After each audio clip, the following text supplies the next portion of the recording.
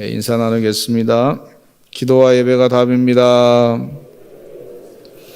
천대까지 영원히 복받는 가문이십니다. 지금보다 1000배의 복을 받으세요. 할렐루야. 여러분 개인적으로라도 가정에서 또 기도하실 때, 골방에서 기도하실 때 열심을 다해서 기도하셔서 주의 치유의 역사가 나타나도록 그렇게 기도해 주시기를 간절히 축원합니다. 하나님께서 기도를 다 들으실 줄로 믿습니다. 말씀을 만나서 하나님을 즐긴다 하는 제목으로 말씀을, 주의 말씀이 꿀보다 더 답니다 하는 제목으로 말씀을 나누겠습니다. 첫째는 영적인 깨달음이 필요한 시대인데,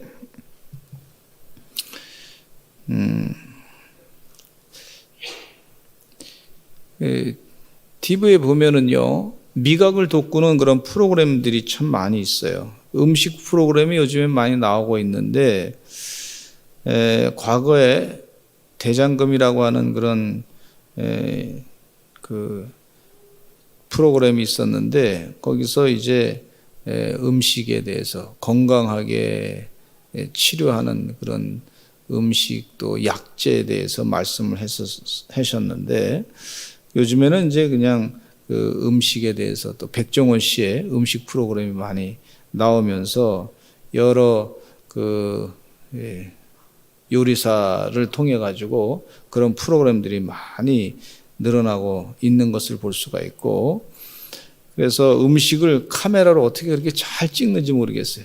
그래서 막 먹고 싶은 마음이 생기는 거예요. 음식이 뭐 그냥 그걸 뭐 이렇게 잘 카메라로 아주 그냥 신경을 써가지고 막 살아있는 것처럼, 그래서 음식을 먹고 싶고, 야, 저 음식 어디서 먹고 싶나, 뭐 이런 마음이 생기게끔까지 그렇게 프로그램을 만들고 있다, 이렇게 볼 수가 있어요. 세상이 이제 그런 쪽으로 지금 가고 있구나 하는 것을 느끼게 됩니다.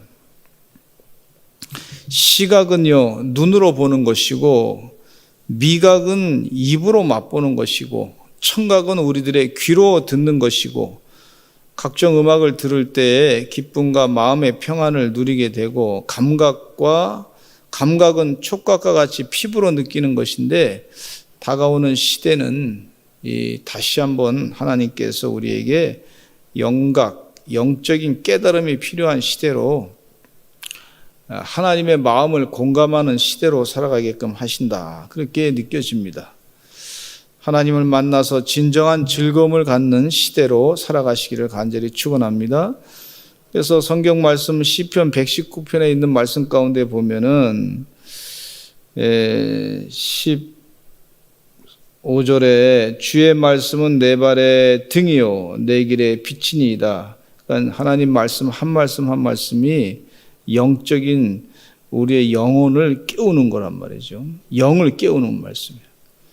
마치 그 음식에 보면은 그 음식을 영상으로 잘 찍어가지고 사람들의 시각을 통해서 미각을 돋궈내는 것처럼, 이제 성경 말씀을 읽으면서 영이 깨달아져서 영적인 깨달음이 있어서 하나님을 만나게 되고, 인격적으로 하나님과 동행하는 기쁨을 누리게 되는 그런 역사가 있단 말이에요.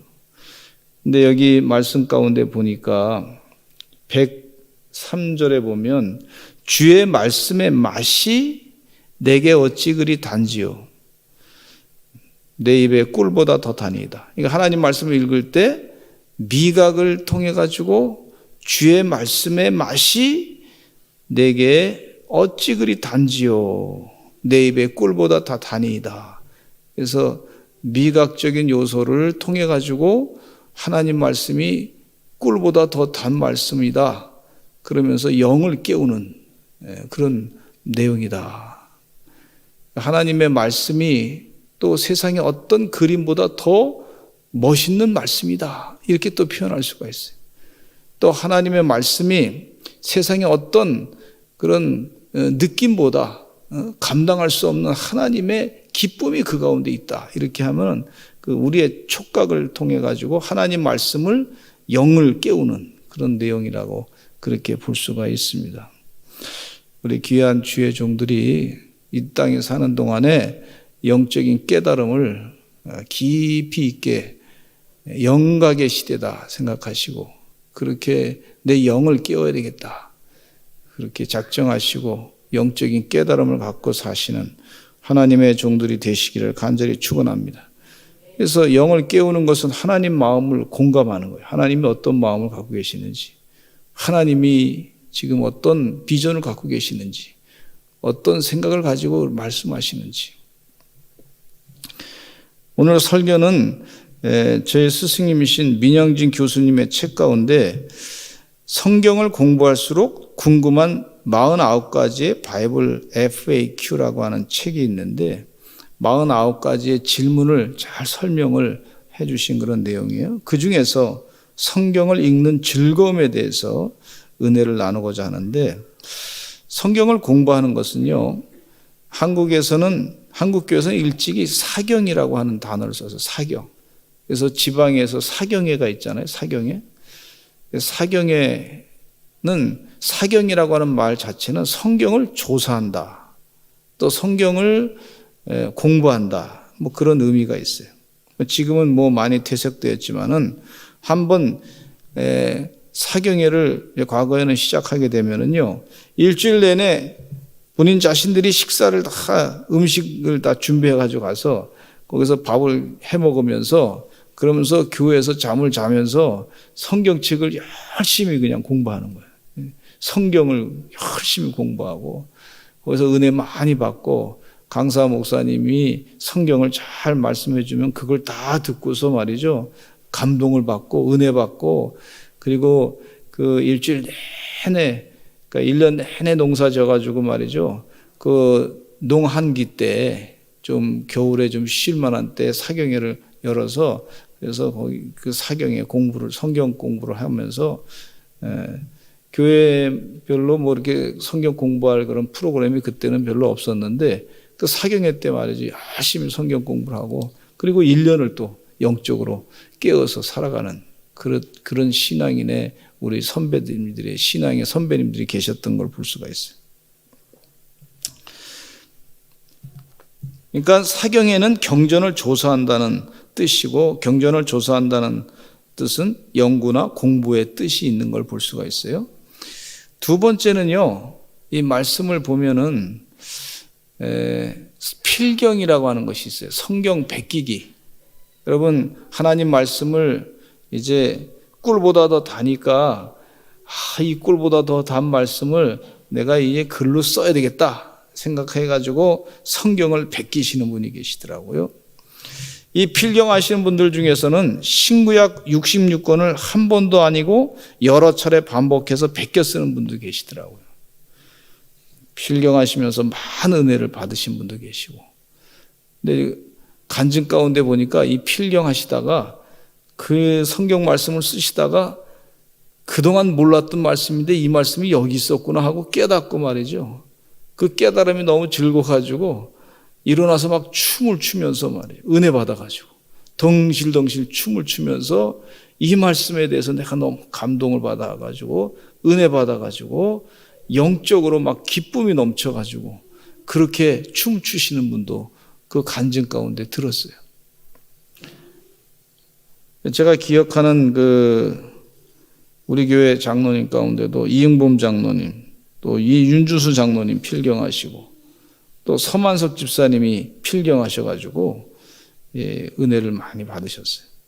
여기 보니까 우리 교인들이 여기 강대상에 둔 것도 우리 성도님들이 여러분이 모아가지고 부분 이렇게 나눠가지고 성경을 잘 필사해가지고 이 성경책을 여기다 이렇게 두셨어요. 강대상에다 두셨어요. 또 저희 장모님도 그 성경을 이렇게 쓰셔가지고 그 책을 이렇게 만들어가지고 지금 이제 보관하고 있는데, 근데 이 인쇄술이 옛날에 발달하지 않았을 때 성경을 베껴 쓰는 거하고 지금은 뭐 인쇄술이 다 발달했잖아요.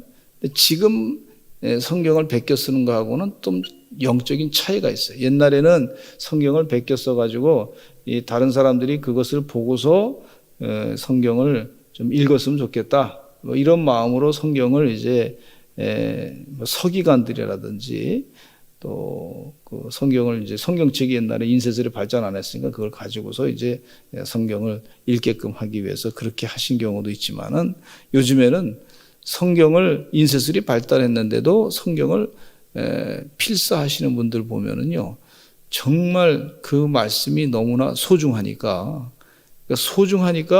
그 말씀을 내가 필사해야 되겠다. 그리고 내 후손들에게도 이 성경을 쓴 걸 가지고 후손들에게 내가 이 마음을 가지고 이게 유언장이다. 그런 생각을 하시면서 성경을 써서 주는 분들이 계시더라고요. 가만히 보니까 저희 장모님이 그 성경을 써가지고 저희 가정에 줬는데 이게 유언장이다. 내가 다른 얘기 할 게 뭐 있느냐. 하나님 말씀이 이게 배워가지고 영원히 지켜가야 될 말씀이니까 내 평생 삶 가운데 이 말씀이 나의 삶의 기준이 됐는데 이 기준에 드는 말씀대로 살았으면 좋겠다. 그러면서 그런 심정으로 자녀들에게 하나님 말씀을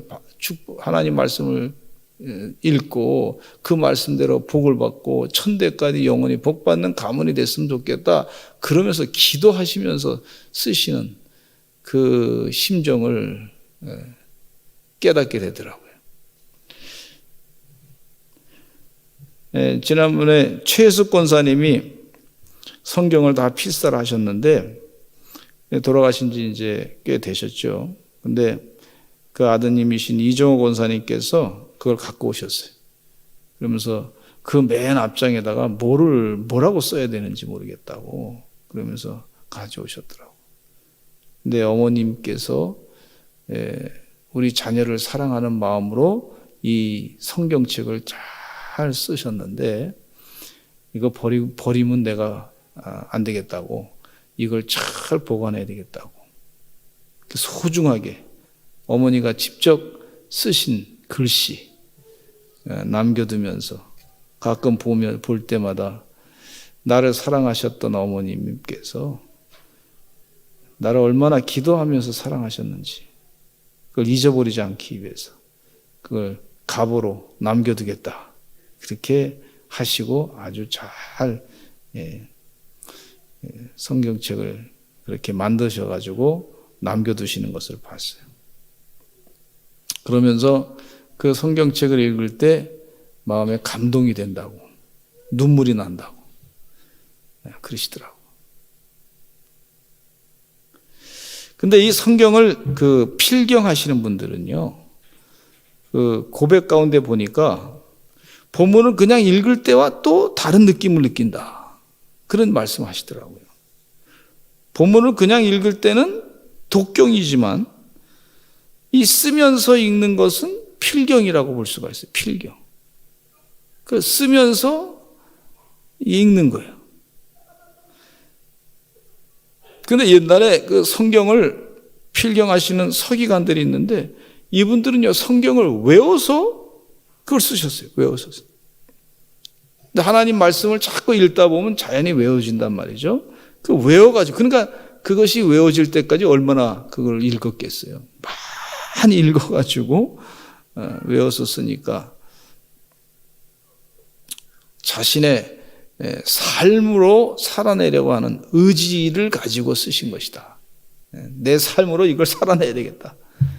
외워서 쓸 정도면은요, 이게 내 삶으로 이 성경을 그냥 읽어 지나치는 것이 아니라 삶으로 내가 살아야 되겠다.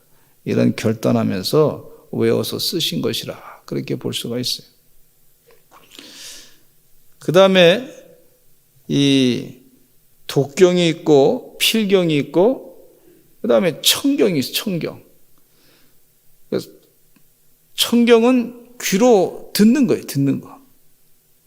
다른 사람이 읽는 것을 듣는 거예요. 청경. 느헤미야 8장에 보면 성경을 읽는 것이 듣는 때가 있었어요. 성경을 듣지 못하다가 성경을 읽는 것을 들으니까 굉장히 큰 은혜가 됐어요. 하나님의 사랑을 깊이 깨달았게 됐어요. 바벨론의 포로로 잡혀가서 오랫동안 그곳에 머물러 살고 있던 사람들. 그런데 거기서 태어나서 살다가 자기 부모님의 조국, 모국으로 돌아온 그런 사람들이 예루살렘 수문학 광장에 천뜩 모였어요. 그들은 학자 에스라에게 히브리어로 쓰인 모세 율법 책 토라를 가지고 와서 창세기, 출애굽기, 레위기, 민수기, 신명기 이렇게 토라를 가지고 와서 그것을 당시에 자기들이 바벨론에서 쓰던 통역가 있는데 그 아람어를 가지고 그 번역을 해서 읽어달라고 그렇게 요청을 했어요. 그러니까 돌아온 사람들이 바벨론에서 사로잡혀 사는 동안에 자기들의 모국어 히브리어를 사용하지 않고 정복국가의 언어였던 아람어를 사용하다가 그것이 그만 그들의 일상어가 되어버리고 말았어요. 그러니까 히브리어로 성경책을 읽어도 이게 무슨 말인지 잘 이해가 안 됐단 말이죠. 포로 생활하는 동안에 회당에서 토라가 낭독될 때 히브리어로 낭독되니까 그 원어인 성경의 원래 언어인 히브리어로 낭독되었지만 그 포로 1세들은 이해했단 말이에요. 그런데 바벨론에서 태어나서 자란 사람들은 그 말씀이 잘 이해가 안 됐단 말이에요. 참 고생 많이 해. 바벨론에서 참 노예처럼 사는데 어렵게 사는데 참 시간적으로도 여유가 없고 고등 교육을 받을 수도 없고 그러니까 이 아람어를 그냥 가지고 그냥 자랐던 그런 세대란 말이죠. 근데 회당에서 성경 말씀은 읽혀지는데 잘 이해가 안 됐단 말이에요. 그러니까 그들에게는 히브리어가 외국어처럼 느껴졌을 거예요. 에스라 제사장에게 히브리어로 쓰인 토라를 자기들이 알아들을 수 있도록 아람어로 통역해서 들려달라고 요청을 했어요. 에스라 제사장이 율법책을 가지고 회중 앞에 섰어요.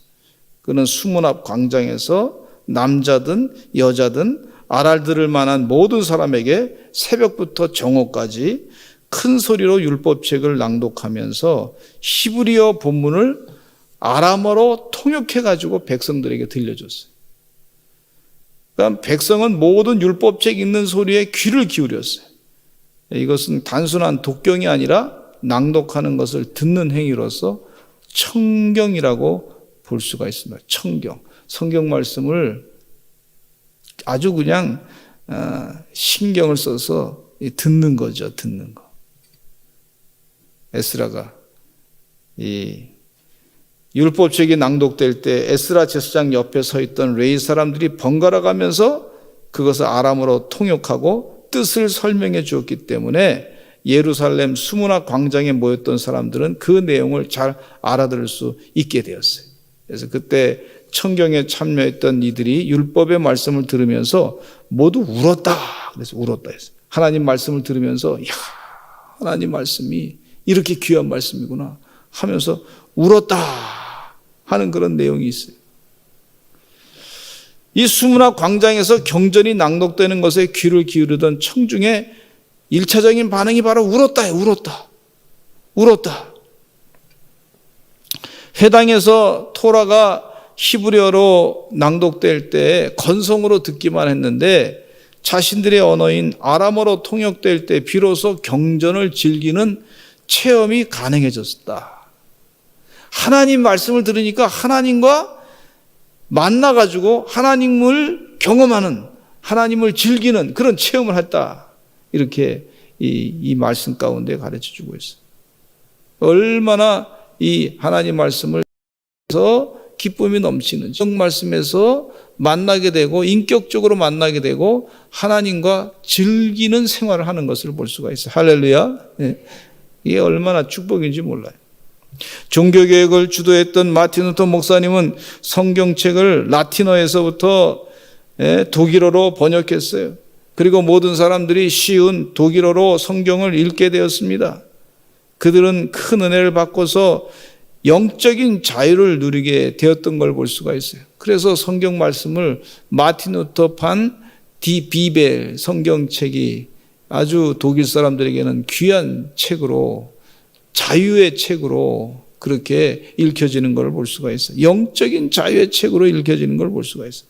여러분, 우리가 한국말 성경책을 읽을 때 하나님께서 우리에게 한국말로 하나님과 즐기기, 만나가지고 즐긴다, 영적으로 교제를 나눈다, 인격적인 교제를 나눈다, 그 영적인 자유를 느끼며 살게끔 하기 위해서 이렇게 한국말로 성경책을 우리에게 주신 줄로 믿습니다.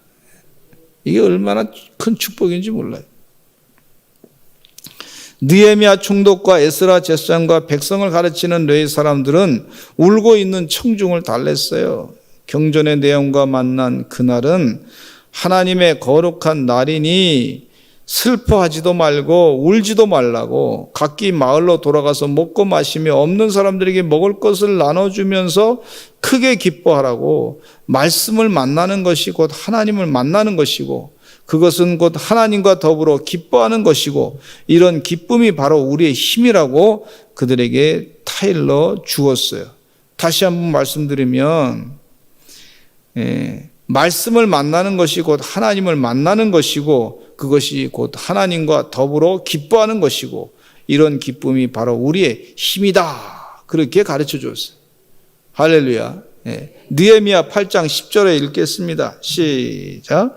느헤미야가 또 그들에게 이르기를 너희는 가서 살찐 것을 먹고 단 것을 마시되 준비하지 못한 자에게는 나누어 주라. 이날은 우리 주의 성일이니 근심하지 말라. 여호와로 인하여 기뻐하는 것이 너의 힘이니라 하고, 여호와로 인해서 기뻐하는 것이 너의 힘이다. 여러분, 교회 와서 예배드리고 하나님 말씀을 듣고 하나님께 기도하고 또 집에서도 성경 말씀을 읽고 예배 같이 참여하고 하는 동안에 여호와로 인해서 기뻐하는 것이 너의 힘이다 그랬어요. 여러분, 하나님으로 기뻐하실 때 하나님께서 우리에게 힘을 주시는 줄로 믿습니다. 하나님으로 기뻐하는 것, 그 하나님 말씀으로 기뻐하는 거예요. 야, 하나님이 이렇게 말씀하셨구나. 하나님이 이런 생각을, 계획을 가지고 계시고 우리를 복을 주시려고 하셨구나. 그리고 하나님을 기뻐할 때 그것이 우리에게 큰 힘이 되는 줄로 믿습니다. 하나님이 지금도 일하시고 계세요. 엄청난 일을 하고 계시는 줄로 믿습니다. 아주 엄청난 일을 하고 계세요. 네 번째, 성경의 뜻을 다 몰라도 읽으면서 즐기시기를 간절히 바랍니다. 여러분, 성경의 뜻을 읽다 보면 다 압니까? 어떤 때는 잘 모를 때가 있어요.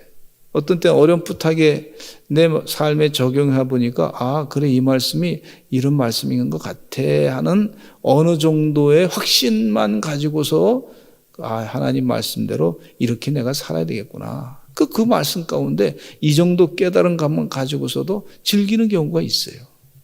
하나님께서 깨우쳐 주신단 말이죠.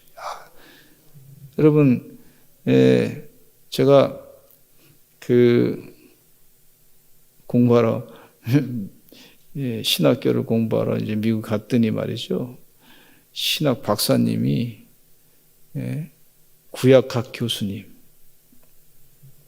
그분이 박사학위를 받기 위해서 얼마나 공부하시냐면 히브리어를 공부하시고 또 히라보도 공부하시고 또 아람어도 공부하시고 나중에 곱티거도 공부하시고 또 라틴어도 공부하시고, 그거 공부 다 끝나려면은 언어만 배우는데 몇 년 걸리냐면은 7년이 넘게 걸려요.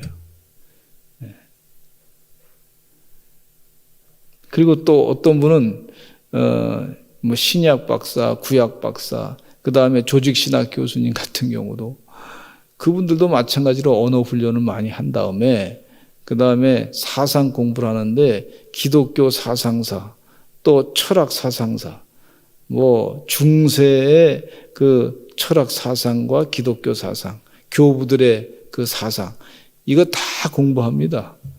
그거 공부하는데 시간이 7년 걸려요. 분야가 다 틀려. 예. 그러고서 이제 성경을 해석하는 거예요.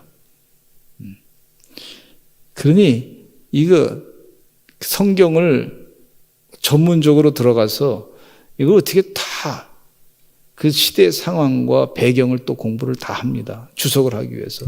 시대 상황과 배경을 어떻게 우리가 2000년 전의 사건을 어떻게 시대적인 배경을 다 구석구석이 다 알 수 있어요. 다 몰라요. 여러분 그렇게 다 알 수 있어요? 다 몰라요. 그렇지만은 성경을 읽을 때 그래도 이 한국말로 번역했을 때 그래도 우리 시대에 맞게끔 최선을 다해서 우리가 이해하기 쉽게끔 최선을 다해서 번역한 것이 한국말 성경책이에요. 지금 우리가 읽는 책이에요.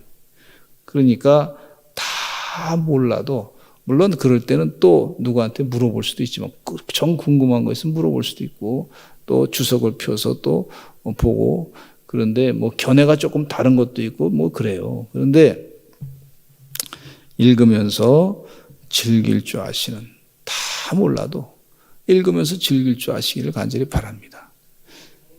예, 이 구약학 교수님이신 또 성서공회 총무님도 하시고 아주 책임 번역위원으로 수고하셨던 민영진 박사님이 계신 자신의 개인의 경험을 얘기하시는데 어머니께서 성경을 어렸을 때부터 본인이 구약을 뭐 박사학위 받기 전에 이미 어머니 교회 다니면서 성경책을 읽었단 말이에요.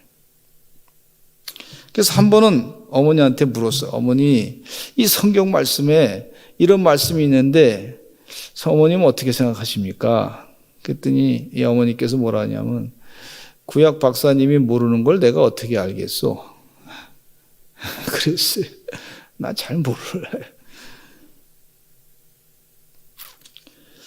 내가 어떻게 배운 게 많이 없는 아녀자가 어떻게 다 알 수 있겠습니까? 우리 같은 일들이 읽어서 다 이해할 수 있는 것이 다 이해할 수 있다 그러면 무슨 성경이겠습니까? 뭔가 좀 신비한 게 있지 않겠습니까? 하나님의 계획이 인간의 생각으로 어떻게 그걸 다 알 수 있겠습니까? 너희 생각과 내 생각은 차이가 있다고 그렇게 말씀하지 않았습니까? 네.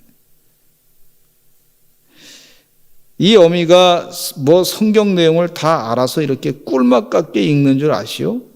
읽으면 그냥 기쁘니까. 한번 따라서 하시죠. 읽으면 그냥 기쁘니까. 좋으니까. 은혜를 받으니까. 밤낮 이렇게 쭈그리고 앉아서 이 말씀 읽고 그 중에 머리를 떠나지 아니하고 박히는 말씀이 있으면 줄곧 그것을 생각하면서 기쁘게 사는 것이 아니겠소. 모르는 게 더 많지. 아니 성경을 내 어찌 다 안다고 말하겠소. 아는 것만 고맙게 읽어도 그것이 얼마나 많은데 아는 것만 고맙게 읽어도 그게 너무 많더라. 근데 모르는 게 사실은 또 더 많더라. 예, 우리 성경을 많이 연구하신 우리 박사님들 가운데도 보면은 성경을 얼마나 아시는 것 같습니까? 그러니까 내가 성경을 알아도 많이 공부를 했다고 해도 한 51% 정도는 아는 것 같다고. 나중에 박사님들도 얘기하시기를 51%라고 한 얘기는 그러니까 반을 조금 더 아는 것 같다. 그렇게 얘기를 고백을 하시더라고. 또 통박사님이라고 조병호 목사님께서 이 성경을 통독 성경 통으로 읽는 성경이라고 해서 그걸 가르치시는 그 교수님, 그 박사님도 내가 성경을 한 60%는 좀 아는 것 같다고 그렇게 얘기하시더라고.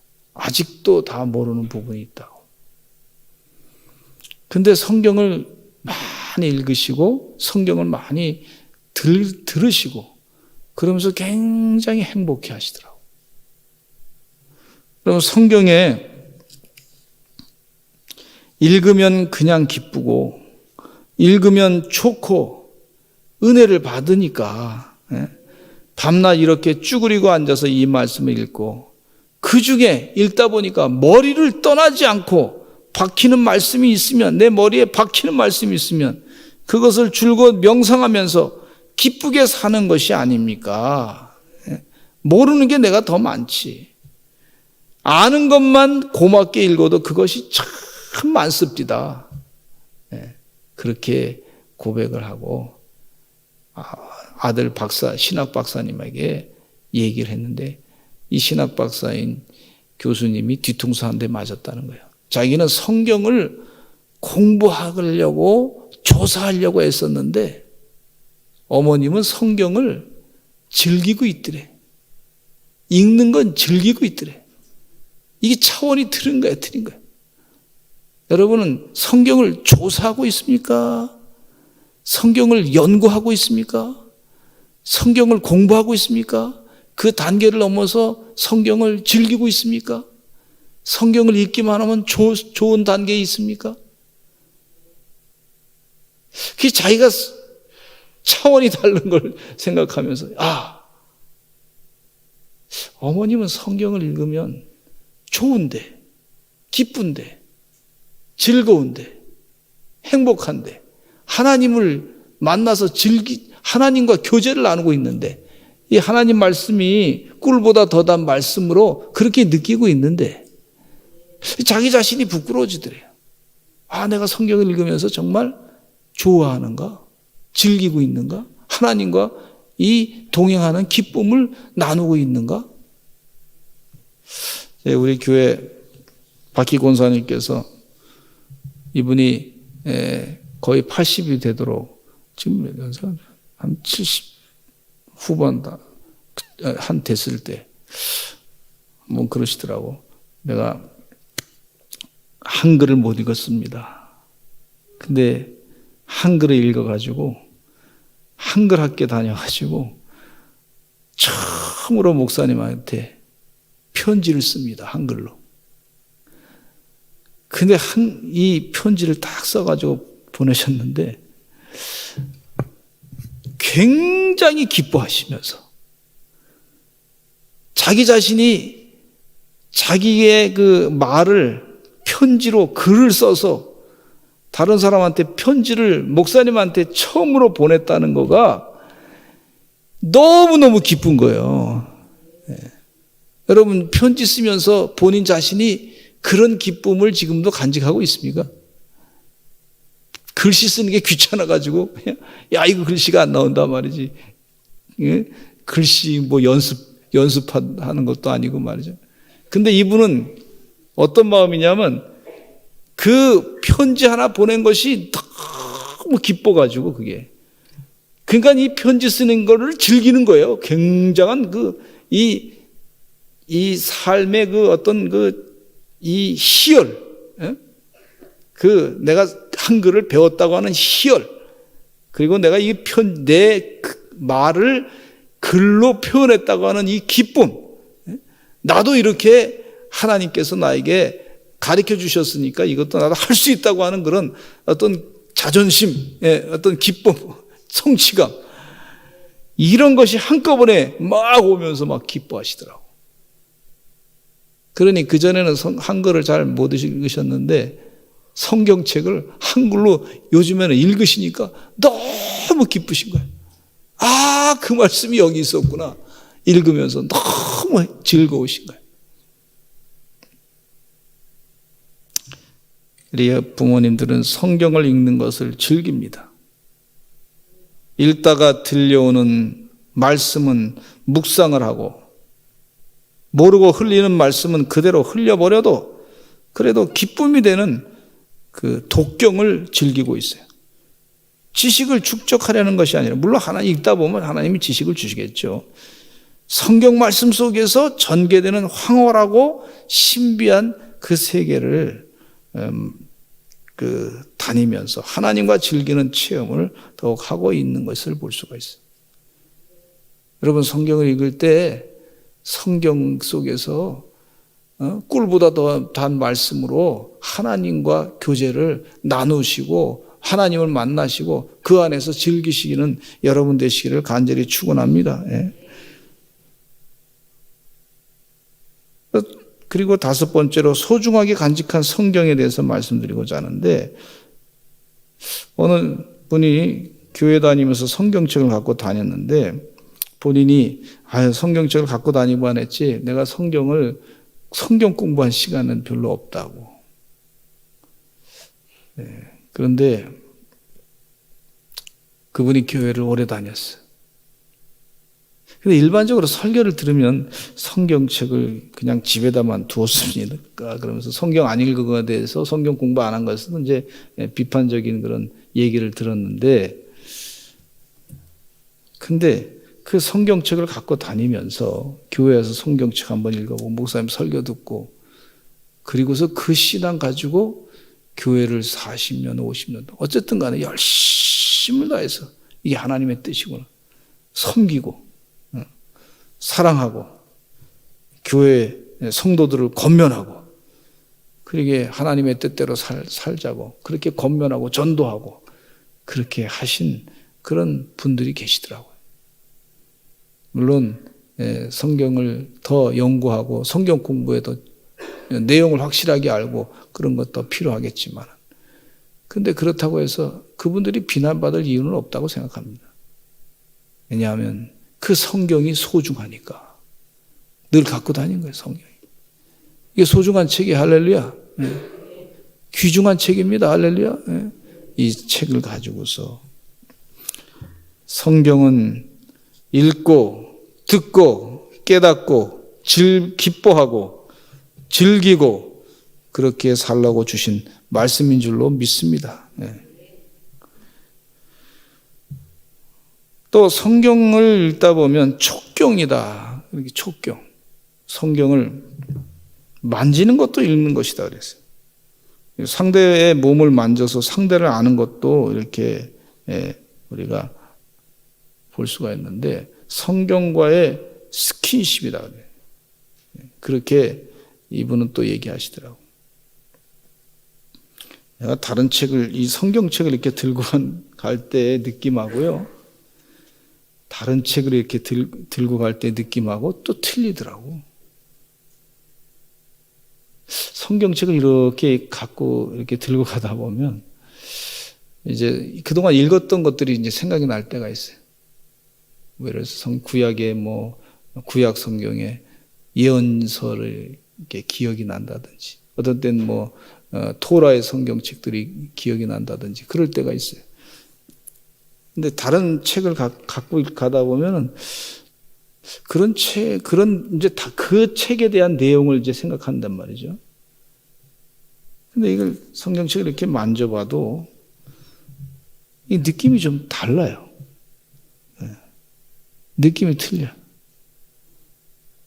이 성경책에 하나님 말씀을 내가 폈을 때 어느 부분에서 하나님께서 이렇게 그때 말씀을 주셨지. 그 깨달음이 있어.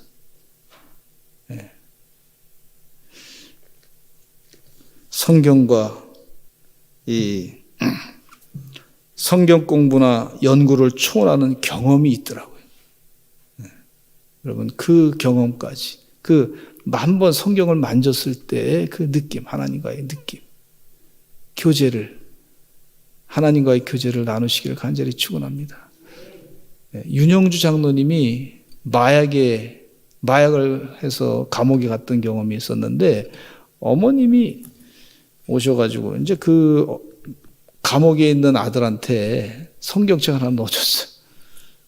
그리고 이제 얼마 있다가 어머님은 돌아가셨는데 넣어줬는데 그 감옥에 성경책 하나 놓여있고 자기는 여기 있는데 참 이상하게 자꾸 성경책이 나하고 무슨 관계가 있나. 어렸을 때부터 교회는 다녔는데 무슨 관계가 있나. 그러면서 감옥에서 성경책을 열심히 읽기 시작했어요. 주님과의 관계를 회복하기 시작했어요. 이 성경책을 가까이 있는 거하고 멀리 떨어져 있는 거 느낌이 좀 틀리더라고. 그렇게 고백하시더라고요. 성경책을 만질 때, 촉경이라고 성경책을 만질 때 그동안 교회에서 말씀해 주셨던 것들이 쭉 생각이 나면서 그냥 밤에 읽지 않고도 이렇게 성경책을 들고 있을 때 그 성경책을 읽었던 것들이 말이에요. 쭉 생각이 나고. 만지면서 읽는 거예요. 만지면서. 할렐루야. 근데 성경 말씀은요, 꿀송이보다 더한 말씀인데 이 세상을 바꾸는 거예요. 세상을 바꾸는. 마틴 더 목사님은 종교개혁하기 전에 영적인 고민이 있었습니다. 행위로 구원을 받는다고 하는 것에 늘 눌려 있었는데 이게 가톨릭의 얘기죠. 교리죠. 그러니까 중세 사람들이 행위로 구원, 어떻게 헌금 많이 내고 내 행위를 잘해야 어떻게 구원받는가. 늘 다른 사람보다 뭐 행위를 잘해보려고 해도 이게 안 되는 거예요. 비교해보면. 그러니까 늘 우울해. 근데 이 루터 목사님이 기도하고 그러다가 성경 말씀을 깨달은 것이 로마서 1장 17절에 오직 의인은 믿음으로 말미암아 살리란 것 같으니라. 그 말씀에 확 깨달음이 와가지고 행위로 구원받는 것이 아니고 믿음으로 구원받는구나. 이미 우리 주님께서 다 해놓으셨는데 그 구원을 주님께서 십자가에 못 박혀 돌아가시면서 피 흘려 돌아가시면서 우리의 죄를 다 사해 주신 것을 그냥 믿기만 하면 되는구나. 그걸 깨달았단 말이에요. 어디서 깨달았어요? 성경 말씀에서 깨닫고 세상을 바꾸는 그런 종교개혁의 역사를 일으키신 줄로 믿습니다. 조영기 목사님은 목회하다 보니까 당시의 사람들이요, 가난했어요. 우울해요. 교회 오라 그래도 전도해도 말이요, 와도 우울하고 뭔가 좀 다 기운이 빠져 있어. 하나님께 열심을 다해서 기도하는 동안에 요한 3서 1장 2절에 이 말씀에 콱 은혜가 막 그냥 왔어요. 같이 한번 읽어보실까요? 시작. 사랑하는 자여, 내 영혼이 잘된 같이 내가 범사에 잘되고 강건하기를 내가 간구하노라. 영혼이 잘되면 범사가 잘되고 강건하게 된다 그랬는데 그 말씀에 은혜 받고요, 삼박적 구원, 그 말씀을 선포하기 시작하더니 그냥 하나님께서 세상을 확 뒤집어 놨잖아요. 여러분, 말씀에는 이런 능력이 있는 줄로 믿습니다. 근데 저 개인적으로도요, 큰 은혜를 받은 말씀이 있는데 이사야 43장 1절에 이런 말씀의 은혜를 받았어요. 같이 한번 읽어보시겠습니다. 시작. 야곱아, 너를 창조하신 여호와께서 지금 말씀하시느니라. 이스라엘아, 너를 지으신 이가 말씀하시느니라. 너는 두려워하지 말라. 내가 너를 구속하였고 내가 너를 지명하여 불렀나니 너는 내 것이다. 그러니까 이사야 43장 1절 말씀에 그 앞부분은 다 앞에 부분 말고 내가 너를 지명하여 불렀나니 너는 내 것이다. 너는 내 것이다 한마디로 그냥 간단하게. 그 말씀에 큰 은혜를 받았어요. 나 하나님 거지. 괜히 두려워하지 말아야지. 걱정하지 말아야지. 염려하지 말아야지. 그냥 뭐 별로 세상적인 백도 없고 세상적으로 누가 나 알아주는 사람도 없고 그러는데 어떻게 살아야 됩니까? 하나님께 기도원 가서 기도하는 동안에 한마디 응답받아. 한마디. 너 내 거야. 그 말씀 듣고 나서 말이죠. 확 사람이 그 눌렸던 것에서부터 확 그냥 자유하게 되더라고. 할렐루야. 박관준 장로님이 계셨는데 일제강점기 때 일본 국회의사당에서 1939년 3월 23일 제74회 일본 제국회의가 열리는 국회의사당에서 일본의 신사참배 경고문을 뿌렸어요. 옥중에서 기도하는 동안에 1945년 1월 달에 기도했어요. 그랬더니 금식 기도하는 동안에 하나님께서 그에게 계시의 말씀을 주셨는데 8월에는 일본이 망한다. 그런 계시의 말씀을 주셨어요. 그러면서 하나님께서 이 박관준 장로님에게 이렇게 위로의 말씀을 주셨는데, 관준아, 얼마나 고생이 많았느냐. 오늘로 감옥 생활은 졸업이다. 내일 나가서 3일만 성경을 가르치라. 그리고 나 있는 곳에 오너라. 내가 금 면류관과 금띠 1개를 내게 더 줄 것이다. 이제부터는 너를 주인이라 하지 않고 아들이라 하겠다.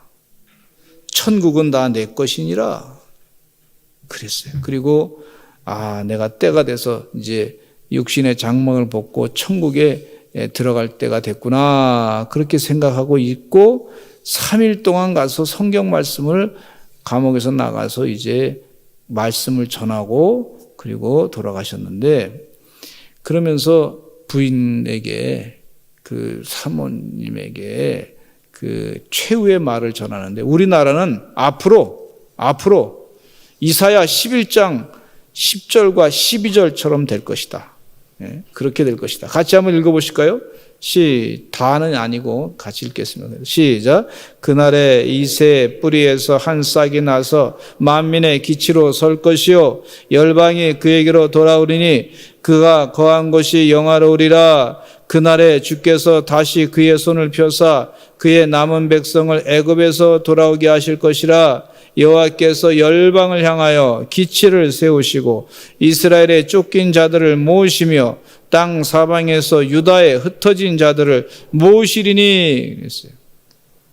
하나님께서 이스라엘 백성들을 회복시키는 것처럼 자유케 하는 것처럼 우리 대한민국 그렇게 될 것이다. 그렇게 약속을 하나님께서 이사야 예언서를 통해서 해주셨어요. 그러니까 이 박관준 장로님이 마지막 그 육신의 장막을 벗기 전에 하나님의 음성을 듣고서 영이 얼마나 즐거웠을까. 그 소망을 가지고 늘 하나님의 뜻이 이루어지기를 간절히 바라면서 늘 그렇게 기도하면서 전쟁을 치렀는데 하나님께서 마지막으로 그에게 네 나라가 이렇게 될 것이다. 그러니 얼마나 기뻤을까. 세상에 꿀송이보다 더 단 하나님의 말씀으로 위로를 받은 줄로 믿습니다. 할렐루야. 우리 주님께서 우리보다 앞장서 일하시는 줄로 믿습니다. 하나님 말씀은요, 꿀송이보다 더 단 말씀이에요. 말씀을 읽고 또 듣고 또 말씀으로 즐거워하시고 기뻐하시고 그렇게 즐기시는 하나님과 교제를 나누시는 주의 귀한 종들이 되시기를 간절히 축원합니다. 기도하겠습니다. 하나님 아버지 감사합니다. 꿀송이보다 더 단 말씀, 하나님의 말씀을 늘 읽고 또 그 말씀을 즐기고 기뻐하고 하나님 말씀대로 살고 그래서 영적인 열매를 맺는 주의 종들 다 되게 하여 주시옵소서.